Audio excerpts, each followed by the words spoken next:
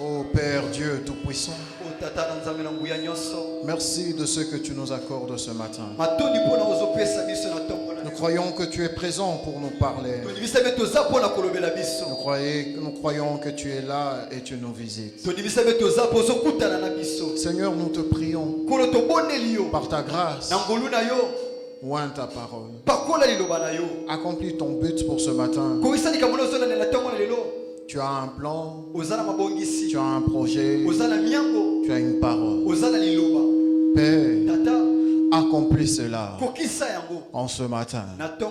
Éternel, dispose nos cœurs favorablement comme des terres fertiles pour recevoir la sémence de ta parole afin de produire le fruit digne des enfants de Dieu. Seigneur, par ton esprit, sens-toi libre d'agir. Bénis ces moments. Remplis ce lieu de ta présence.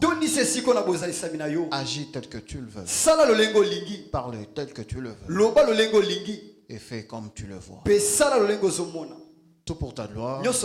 Merci pour ce que tu as déjà fait. Merci pour ce que tu fais. Et merci pour ce que tu feras certainement. Et par reconnaissance, tous ensemble à l'unisson et à haute voix, nous disons merci Seigneur Jésus-Christ.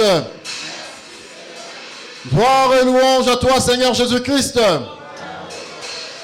Nous disons Amen à trois reprises. Amen. Amen. Amen. Est-ce que nous pouvons acclamer en l'honneur du Seigneur Jésus-Christ?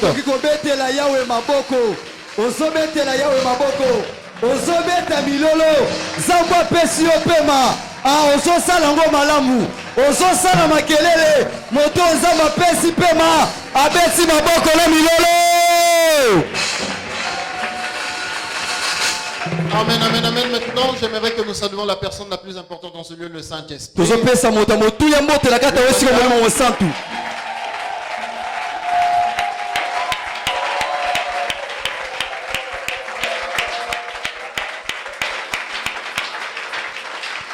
Amen, amen, amen. Est-ce que nous sommes dans la joie ce matin? Est-ce que nous sommes dans la joie ce matin? Bon, communiquez cette joie à quelqu'un. Je ne sais pas comment vous allez la communiquer. Mais quoi qu'il en soit, communiquez cette joie. Gloire soit rendue au Seigneur. Je nous inviterai de reprendre nos places. Grande notre joie en ce matin de nous présenter dans la présence de Dieu. Et nous croyons que Dieu, par sa parole, accomplira son dessein pour ce matin. Alors en ce matin, nous n'avons pas une portion de l'écriture fixe. Mais c'est une exhortation avec des références bibliques.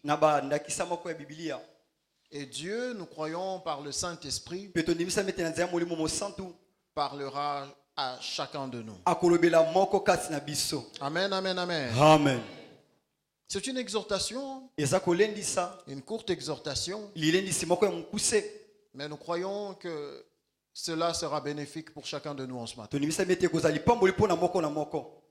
Une exhortation par le Saint-Esprit que j'ai eu à recevoir cette semaine.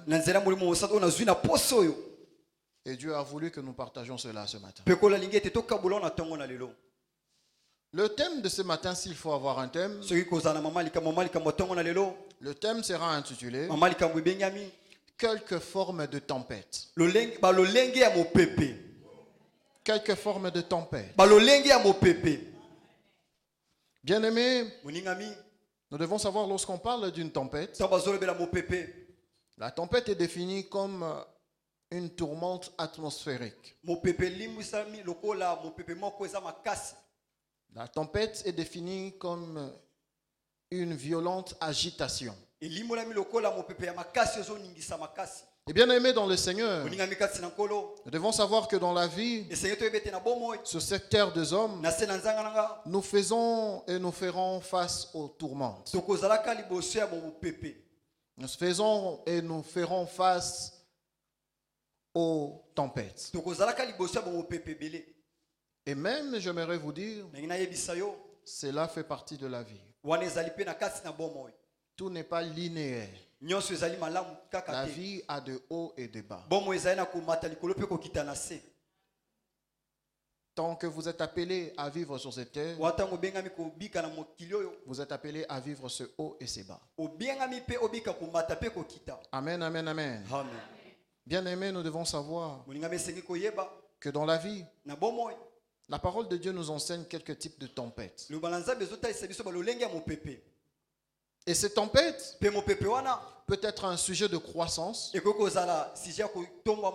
mais ces tempêtes peuvent être aussi un sujet de destruction. Tout dépend de l'orientation que vous donnez et qu'on la donne. Amen, amen, amen. Et dans la parole de Dieu, on nous enseigne quelques types de tempêtes. Et c'est à partir de cela que nous tirerons quelques leçons et quelques exhortations. Premièrement, bien-aimés, dans la parole de Dieu, nous voyons la tempête de Jonas. La tempête de Jonas. La référence biblique, c'est dans Jonas 1, 4 à 12. Jonas 1, 4 à 12. Nous n'allons pas lire parce que c'est une exhortation que je vous fais ce matin. La tempête de Jonas. Mais qu'est-ce que cela veut dire, la tempête de Jonas? La tempête de Jonas est une tempête causée dans la vie à cause de notre désobéissance envers Dieu. À cause de notre désobéissance à Dieu. Notre manque d'honnêteté devant Dieu. Notre manque de sincérité devant Dieu. La parole de Dieu déclare que Dieu emmena une tempête. C'est Dieu, ce n'était pas d'autre quelqu'un. Bien-aimés, nous vivons sur cette terre des hommes. Mais vous devez savoir, Dieu attend de nous une obéissance sans branché à gauche ou à droite. Et c'est pour notre bien. Parce que Dieu vous connaît mieux que vous-même. L'obéissance à Dieu est pour notre avantage. Bien-aimé, à quoi ça servirait de venir tous les dimanches ici, alors qu'il n'y a pas une transformation dans votre vie? Regardez. Où étiez-vous hier? Qu'avez-vous fait hier?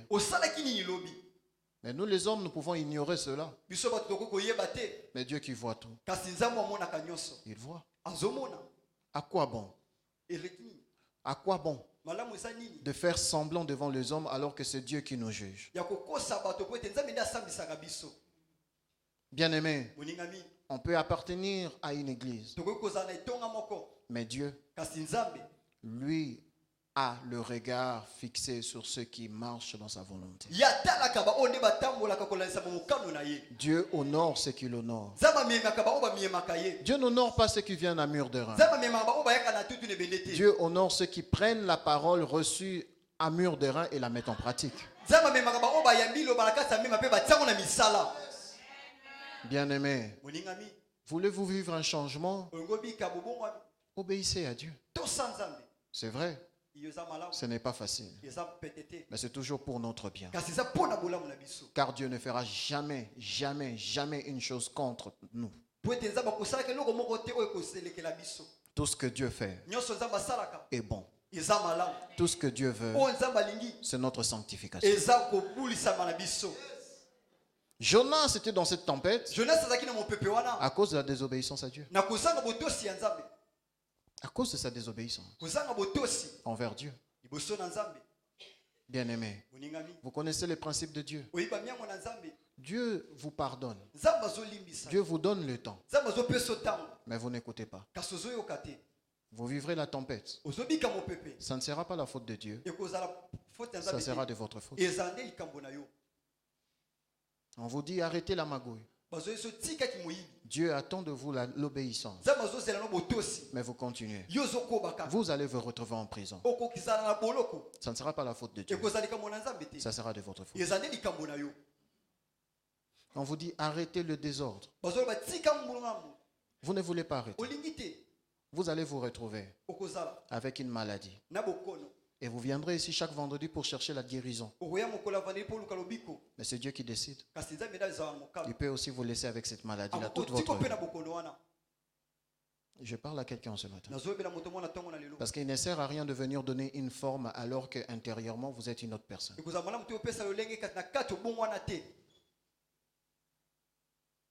On vous dit arrêtez ce désordre-là. Vous voulez continuer avec l'ivrognerie. Mais un jour, vous serez ivre. Et en cherchant à traverser, on vous conne, vous restez avec un défaut toute votre vie. Ça ne sera pas la faute de Dieu. Ça sera de votre faute. Vous voyez, je parle très calmement parce que je parle à quelqu'un dans son cœur. Le Saint-Esprit vous parle jour et nuit. Arrêtez. Arrêtez. Arrêtez. Mais vous ne voulez pas. Vous serez la cause de votre tempête. Vous-même, vous serez la cause de votre tempête. La tempête de Jonas. Elle vient par la désobéissance à Dieu. Lorsqu'on désobéit à Dieu, on s'expose au malheur. Lorsqu'on désobéit à Dieu, on s'expose aux ténèbres. Bien-aimé, ce matin Dieu m'envoie. Qui suis-je pour vous juger? C'est Dieu qui juge. Mais je suis là pour vous démontrer l'amour de Dieu. S'il vous donne ce message ce matin, c'est parce qu'il veut vous sauver. Il ne veut pas que vous vous retrouviez dans la tempête. Parce que vous ne savez pas qu'est-ce que la tempête apportera dans votre vie. Vous ne savez pas qu'est-ce que cette tempête créera toute votre vie. Alors quand vous pouvez obéir encore à Dieu, faites-le. Ne cherchez pas que Dieu complique votre vie. Est-ce que nous pouvons acclamer la parole du Seigneur? La tempête de Jonas. Ah, Jonas. Cette tempête est causée par la désobéissance envers Dieu. Et c'est Dieu lui-même qui l'a créé. Personne d'autre, c'est Dieu lui-même qui crée cette tempête-là. Mais voici, la seule façon de sortir de ce genre de tempête, c'est la repentance sincère devant Dieu. Et accepter de revenir dans la volonté de Dieu. Toute tempête a une sortie. Et la tempête créée par la désobéissance, on s'en sort que par la repentance sincère. Et accepter de revenir dans la volonté de Dieu. Vous verrez dans la suite de l'histoire de Jonas, il s'est repenti, mais il était déjà dans le ventre du poisson. N'arrivez pas dans le ventre du poisson. Ça vous retarde. Il a fait 3 jours dans le ventre du poisson. Or, ces 3 jours, il pouvait faire encore plus. Il pouvait l'utiliser pour avancer. Ne vous retardez pas, bien-aimés. Ne retardez pas votre destinée. Repentez-vous sincèrement et revenez dans la volonté de Dieu. Ne cherchez pas à vivre la tempête, parce que vous ne savez pas ce que ça va créer dans votre vie. Vous ne savez pas quel est le chemin détourné que ça va créer dans votre destinée.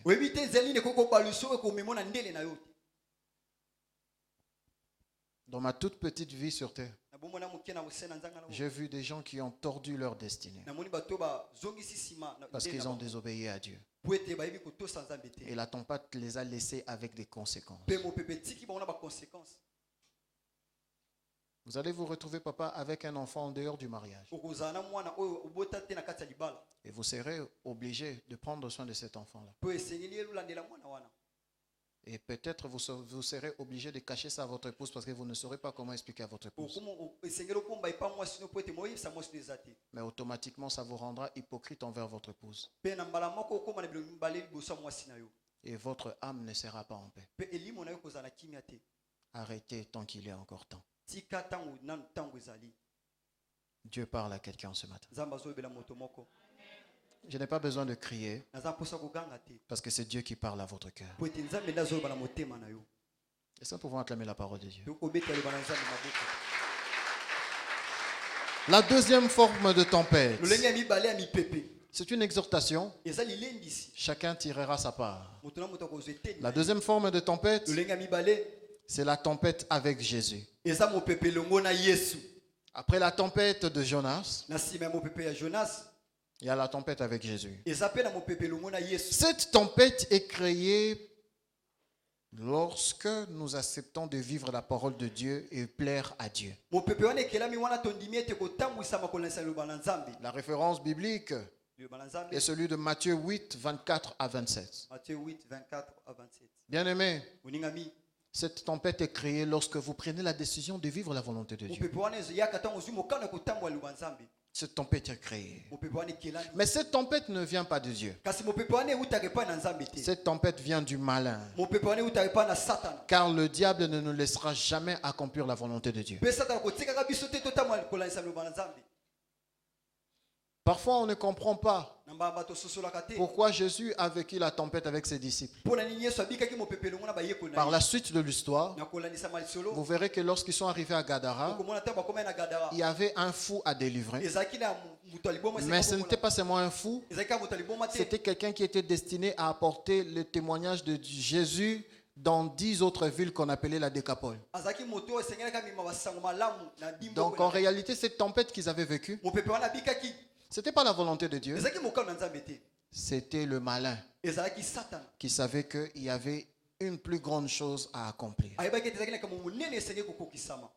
Bien-aimé, la tempête avec Jésus, c'est lorsque vous marchez correctement dans la sanctification. Vous marchez selon le principe de Dieu, mais vous sentez une... Vous savez pourquoi?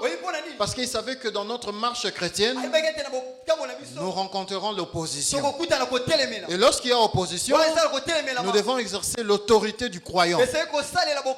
Un pouvoir qui n'est pas exercé ne sert à rien. Alors si Jésus nous donne un pouvoir, c'est parce qu'il sait qu'il y a une tempête qui ne vient pas de Dieu, mais une tempête imposée par l'adversaire. Et c'est notre part de responsabilité de se lever en prière, de tonner sur cette tempête. Amen, amen, amen. Bien-aimés, ne subissez pas. Quand vous voyez, vous êtes dans la volonté de Dieu. Vous faites tout avec Dieu. Mais les choses sont bloquées. Bien-aimés, exercez l'autorité du croyant. C'est la meilleure façon de sortir de cette tempête-là. Et c'est la seule façon de sortir de cette tempête-là. Jésus n'aurait pas tonné. La tempête allait continuer. Pour dire, il y a certaines situations dans votre vie, ça dure parce que vous-même, vous ne vous êtes pas encore révolté par rapport à cela et vous trouvez que c'est normal. Alors que c'est anormal, c'est une volonté du diable imposée dans votre vie. Amen. Exercez l'autorité du croyant. Comment batunyo so bachaka na liste mais soki komi kaka yo kombo ebungi o balongoli liste o basela ndeko fungola misu. Tout n'est pas la volonté de Dieu. Tout n'est pas la volonté de Dieu. Souvent on aime, non, tout concourt au bien de celui qui aime Dieu. Oui, mais bien aimé, nous devons avoir la connaissance de la parole de Dieu. Il y a des tempêtes qui ne viennent pas de Dieu. Ce sont l'imposition du monde des ténèbres contre votre vie. Et Jésus vous a déjà donné le pouvoir. N'attendez pas que Jésus vienne chasser pour vous. Non. Exercez l'autorité du croyant.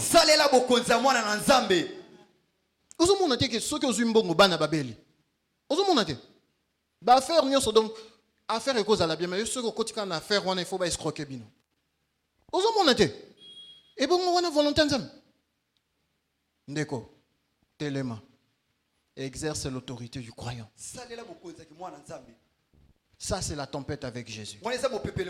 Vous vivez correctement dans la volonté de Dieu, mais vous sentez l'opposition. C'est le malin. Le diable ne vous laissera jamais, jamais, jamais accomplir la volonté de Dieu. Jamais. Alors, bien aimés, nous devons enlever cette histoire-là que dans la tête, quand on est dans la volonté de Dieu, tout est facile. Non, non, non. Parce que l'adversaire est là. Vous savez, Satan veut dire quoi? L'adversaire. Et l'adversaire va vous laisser vivre la volonté de Dieu simplement. Voilà pourquoi il faut faire attention. Dans cette doctrine où on vous dit chasser les démons, c'est le niveau le plus... Chasser les démons, c'est le niveau le plus bas. Quand Jésus dit, voilà les miracles qui accompagneront ceux qui auront cru, ils chasseront les démons. Vous croyez que c'est pour rien? Non, on a des démons partout. Ok, continuez. On subir. On adore le Seigneur. Il y a un temps pour adorer, il y a un temps pour exercer l'autorité.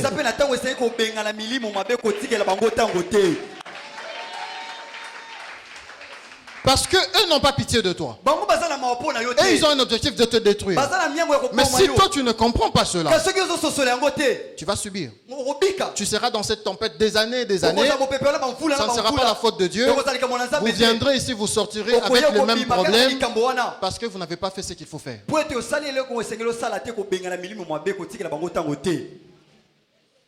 Voilà.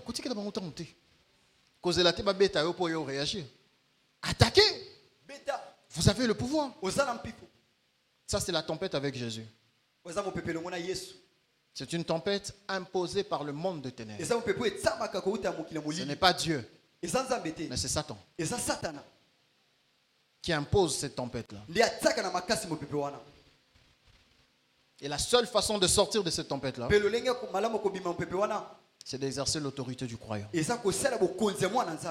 Et vous verrez que les choses vont se décanter facilement. Amen, amen, amen. Amen. Est-ce que Dieu parle à quelqu'un ce matin? Oh, est-ce que Dieu parle à quelqu'un ce matin? Troisième forme de tempête, nous allons nous arrêter là. Ça, on appelle ça la tempête de Paul. Nous voyons ça dans Actes 27, 18 à 27. Acte 27. Nous lirons à la maison Acte 27, 18 à 27. Amen. Cette forme de tempête est créée par l'orientation que les hommes nous donnent. Cette forme de tempête est créée par les décisions des autres qui nous détruisent. Cette forme de tempête est créée aussi par l'affiliation avec les mauvaises personnes. Sur cette terre des hommes, tout le monde n'est pas à approcher. Sur cette terre des hommes, tout le monde n'est pas à coopérer avec. Vous pouvez vivre une tempête, ce n'est pas de votre faute, mais seulement parce que vous avez introduit quelqu'un qui ne fallait pas dans votre vie. Paul, ce n'était pas la faute de Paul, cette tempête. La tempête ici, c'est parce que ceux qui ont pris Paul dans le navire n'ont pas suivi le conseil de Paul.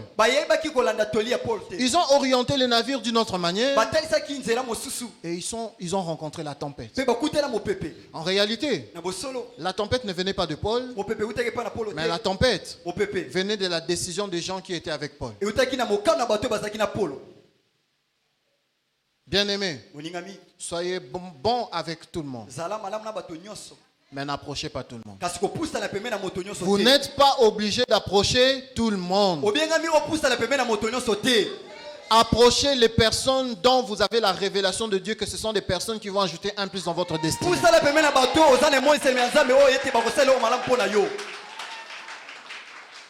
Parce que vous allez vivre des tempêtes qui ne sont pas en réalité vos tempêtes. Mais c'est parce que vous êtes avec des personnes qui vous emmènent dans cette tempête. Bien aimé, je suivais le procès des criminels qu'on a arrêtés là. Mais parmi eux, il y a quelqu'un qui n'est pas criminel. Mais c'est parce qu'elle était en contact avec un criminel qu'elle aussi s'est fait arrêter.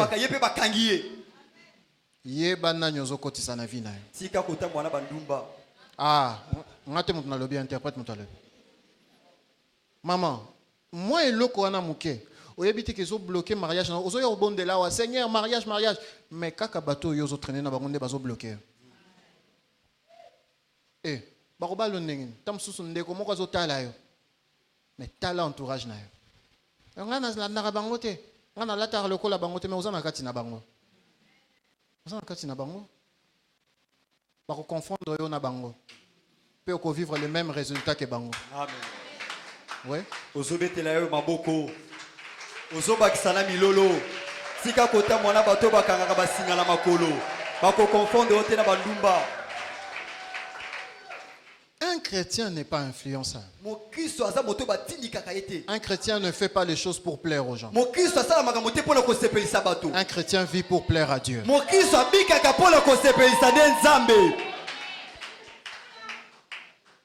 Il y a des tempêtes. C'est à cause de la filiation. Mais les personnes qui ont une tempête,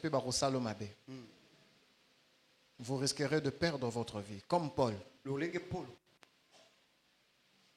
Ils vont vous laisser avec des blessures. Ils vont vous laisser avec des trahisons. Ils vont vous laisser avec des rejets. Attention. Attention. Il y a des tempêtes qui ne viennent ni de Dieu, ni du diable, mais des personnes qui nous entourent. Choisissez bien vos fréquentations.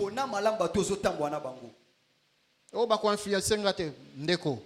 Mabe soko zo mona ngo mingi mingi mingi. Mukolo mususu ekoma normal. Okoye ba soute ke za mabe. Amen. Vous croyez tous les gens qui se retrouvent dans le mal voulaient vraiment se retrouver dans le mal? Ils se sont retrouvés dans le mal parce qu'à force de voir ça, c'est devenu normal. Papa, vous aimez votre femme, vous êtes fidèle. Laissez ses amis infidèles. Tika bango, tika bango, tika bango. S'il faut que vous restez seul, tika bango. Amen. Wana vi na bango, oui, vi na bango, et quoi influencer.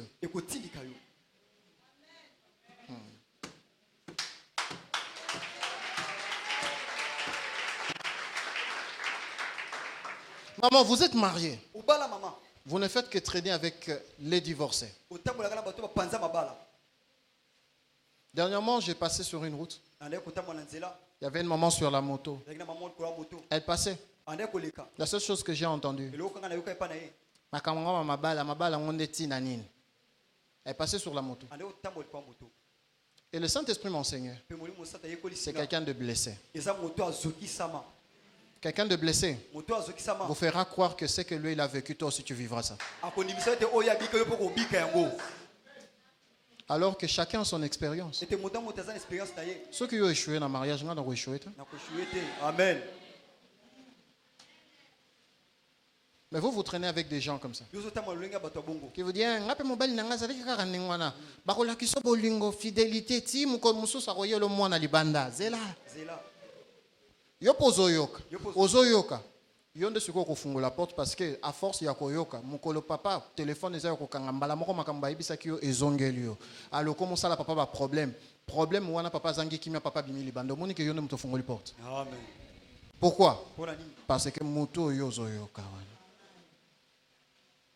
wana.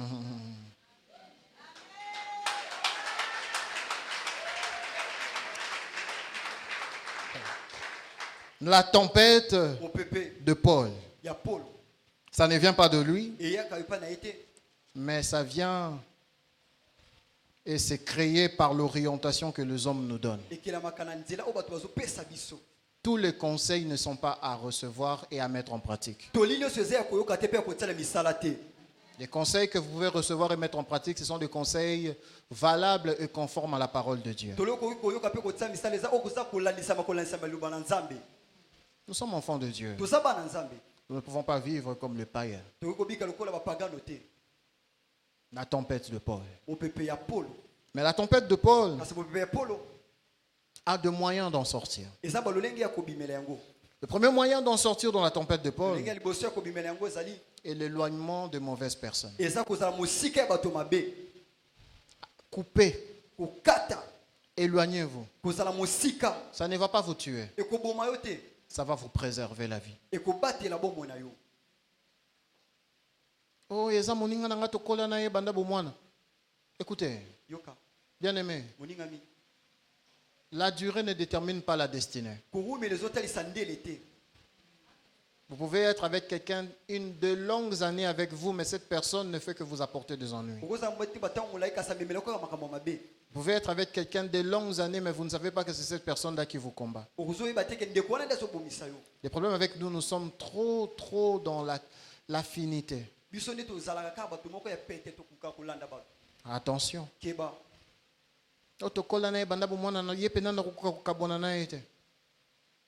Bien aimé. Gardez les personnes qui sont dans la volonté de Dieu pour vous. Et laissez partir les personnes qui sont une tempête pour vous. Laissez partir ces gens-là. Ici, nous devons faire l'équilibre. Il y a d'autres personnes qui vous apportent beaucoup d'ennuis dans votre vie. Mais ce ne sont pas des personnes à laisser partir. Il faut créer l'équilibre. Voilà pourquoi un enfant de Dieu doit être sensible. Pourquoi? Parce que ce sont des personnes qui sont dans les ténèbres et Dieu vous a choisi comme une lumière pour éclairer ces gens-là. Il faut faire l'équilibre. Voilà pourquoi vous devez avoir la sensibilité de l'esprit. Je vais vous donner un exemple. Notre sentinelle, Papa François, c'est quelqu'un de bien. Il travaille très bien. Mais Papa François a un défaut. Son défaut, c'est l'ivrognerie. Des fois, il arrête.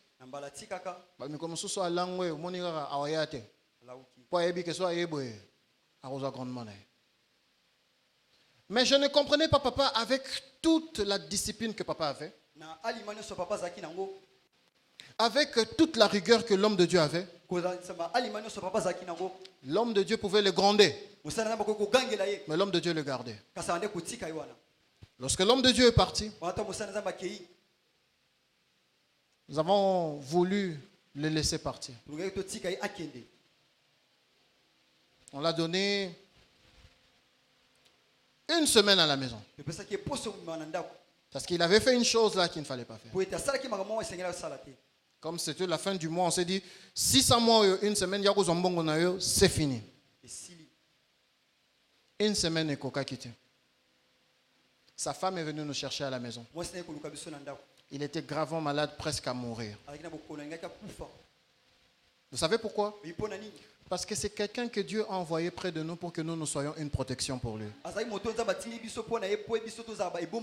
Si nous voyons que c'est défaut, nous allons le laisser partir et c'est la mort pour lui. La meilleure façon de le protéger, c'est qu'il reste avec nous. Vous voyez pourquoi un enfant de Dieu, vous devez avoir la sensibilité. Une bonne personne peut être une mauvaise personne pour vous. Et une mauvaise personne peut être une bonne personne pour vous. Mais tout dépend de la sensibilité et de la connaissance de la volonté de Dieu que vous avez pour votre vie. Ah oui. N'est-ce pas Jésus qui avait choisi Judas à côté de lui? Il a même dit, n'est-ce pas moi qui vous ai choisi? Mais parmi vous, l'un est un démon. Il faut connaître la volonté de Dieu. Parce que si vous éloignez aussi toutes les personnes qui vous font du mal, qui vous apportent des ennuis, vous risquerez de rater quelqu'un qui est une source de bénédiction pour vous, mais pas pour aujourd'hui, pour demain. Amen. Bien aimé, éloignez les mauvaises personnes. Et les mauvaises personnes, ce n'est pas par rapport à ce que vous savez. Les mauvaises personnes est par rapport à la révélation du Saint-Esprit que vous avez sur la personne. Parce que l'apparence est trompeuse. Une personne peut d'apparence être un ténèbre pour vous. Mais en réalité, c'est une personne qui fait partie de votre destinée parce que vous êtes la lumière qui doit éclairer cette personne-là. Amen.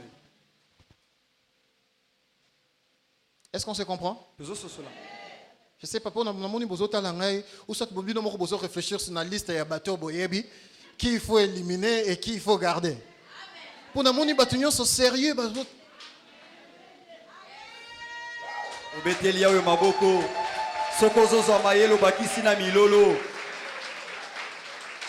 Deuxième chose, dans la tempête de Paul, qui fait que nous puissions en sortir,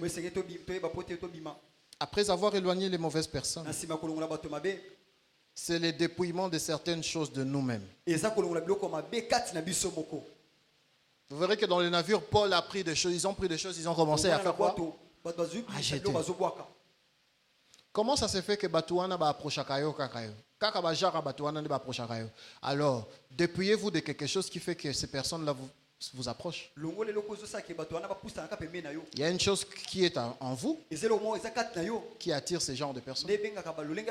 Il y a un caractère qui est en vous qui attire ce genre de personnes. Il y a une habitude qui est en vous qui attire ce genre de personnes. Ce n'est pas normal que yo kaka bato ndengwana ne balanda. Kaka yo bato koto balanda yo. Kaka bato batonga kande bato na yo. Parce que yo moko pe otonga. Mokolo rotika kotonga, bato batonga ka ba uzanga eloko ya kosala pembeni na yo. Ba rotika yo. Amen. Dépouillez-vous de cette chose-là qui attire les mauvaises personnes. Dépouillez-vous. Analysez-vous avec le Saint-Esprit. Qu'est-ce qui attire ces genres de personnes dans votre vie? Peut-être vos lieux de fréquentation. Place au Kendakwana, yo kanisi pena okutana bato malam. Vraiment. Au kanisi vraiment que okutana bato malam. Na boîte de nuit. Après tant on reçoit déception, pour nadine ngaba mibali. Maman. Et ça là quoi? Et ça là. Pour nadine ngaka maman. Beaucoup de temps ah! Vraiment non. Yo moko penda attachant le Saint-Esprit, hein? Et ça là. Dépouillez-vous des habitudes. Dépouillez-vous de caractère. Dépouillez-vous des choses qui font que ce genre de personnes vous approchent. Qui font que les mauvaises personnes vous approchent. Troisième chose qui fera que vous sortez de la tempête de Paul, c'est le pardon. Après avoir éloigné ces personnes, apprenez à pardonner. Parce que quand les mauvaises personnes vous approchent, ils vous laissent certainement avec des blessures. Quand les mauvaises personnes vous approchent, ils vous laissent certainement avec de regrets. Mais le plus important n'est pas seulement de les éloigner, mais le plus important c'est d'effacer les conséquences de ce qu'ils ont laissé en vous. Et la meilleure façon, c'est le pardon. Pardonnez à toutes ces mauvaises personnes qui vous ont induit en erreur, qui vous ont donné de mauvais conseils, qui vous ont introduit dans de mauvaises choses. Pardonnez à ces gens-là. Pardonnez-leur. Pardonnez-leur. Pardonnez-leur. Mais, notez bien. Nous allons nous arrêter là. Il y a toujours un côté bénéfique lorsqu'on traverse la tempête. La tempête, c'est dans la tempête qu'on devient plus obéissant à Dieu. Quand la tempête vient de Dieu, ça vous rend plus obéissant à Dieu. Lorsque la tempête vient du diable, ça vous rend plus puissant face à l'adversité. Quand la tempête vient du diable, on prière, on matin la puissance. S'il n'y avait pas cette tempête, vous n'allez pas atteindre cette dimension de prier 3 heures du temps. S'il n'y avait pas cette tempête, vous n'aurez pas atteint la dimension de prier pour les membres de votre famille. C'est parce qu'il y a eu cette tempête-là que vous avez atteint cette dimension. La tempête est bénéfique parce qu'elle nous rend plus puissants. Troisième chose, la tempête nous rend plus forts. Pourquoi? Nous avons vu au troisième point de la tempête de Paul le pardon. Seuls ceux qui sont forts pardonnent. Parce que le pardon n'est pas pour les faibles. Il faut être plus fort pour pardonner. Et aujourd'hui, le Seigneur, par cette tempête, attend de vous plus d'obéissance à lui. Le Seigneur, dans cette tempête, attend que vous vous levez et que vous exercez l'autorité du croyant. Le Seigneur, dans cette tempête, attend que vous pardonnez. Est-ce que Dieu a parlé à quelqu'un ce matin? Oh, est-ce que Dieu a parlé à quelqu'un ce matin? Nous pouvons nous lever. Nous acclamons la parole du Seigneur.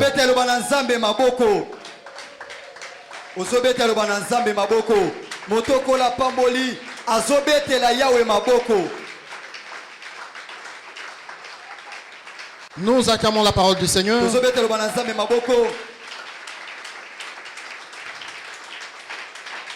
Remercions le Seigneur pour sa